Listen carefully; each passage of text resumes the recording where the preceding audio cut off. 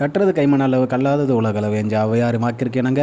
Andrews tech Tamil நண்பர்கள் அனைவருக்கும் வணக்கம். இன்றைக்கி நீங்கள் பார்க்க போகிற வீடியோ கண்டிப்பாக உங்களுக்கு மிகவும் பயனுள்ளதாக இருக்கும். வீடியோ ஸ்கிப் பண்ணாமல் கடைசி வரை பாருங்கள். அதுக்கு முன்னாடி நம்ம சேனலை சப்ஸ்கிரைப் பண்ணி வச்சுக்கோங்க. கூட பக்கத்தில் இருக்க பெல் ஐக்கனை கிளிக் பண்ணி வச்சுக்கோங்க. வாங்க ஃப்ரெண்ட்ஸ், வீடியோக்குள்ளே போகலாம். நண்பர்கள் அனைவருக்கும் வணக்கம். இந்த வீடியோவில் நம்ம ரேக்கோல்டு கம்பெனியோட எட்டர்னோ 2 அந்த மாடல் ஹீட்டரோட ஒரு ப்ராப்ளத்தை பற்றி பார்க்க போகிறோம். இதில் கஸ்டமரோட கம்ப்ளைண்ட் என்ன அப்படின்னா, ஹீட்ரு ஆன் பண்ண உடனேயே ட்ரிப் ஆகிடுது அப்படிங்கிறது தான் கஸ்டமரோட கம்ப்ளைண்ட்டு.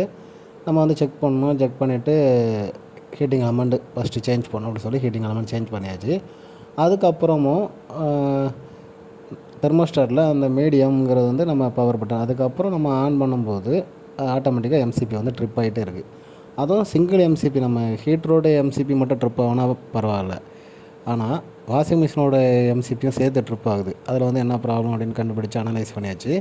அனலைஸ் பண்ணி கஸ்டமர்கிட்ட சொல்லும்போது இது எலக்ட்ரிக்கல் ப்ராப்ளம் தான், ஏதோ சர்க்யூட் தப்பாக கொடுத்துருக்காங்க அப்படிங்கிற மாதிரி இன்ஃபார்ம் பண்ணிட்டு நம்ம வந்துட்டோம்.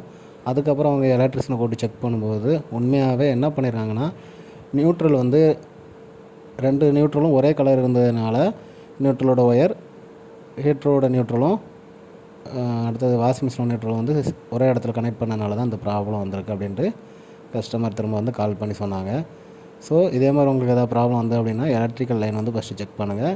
இந்த வீடியோ கண்டிப்பாக பிடிச்சிருக்கும்னு நினைக்கிறேன். இன்னொரு நல்ல வீடியோவில் உங்களுக்கு சந்திக்கிறேன். இதை உங்கள் ஃப்ரெண்ட்ஸுக்கு ஷேர் பண்ணி விடுங்க. Bye friends.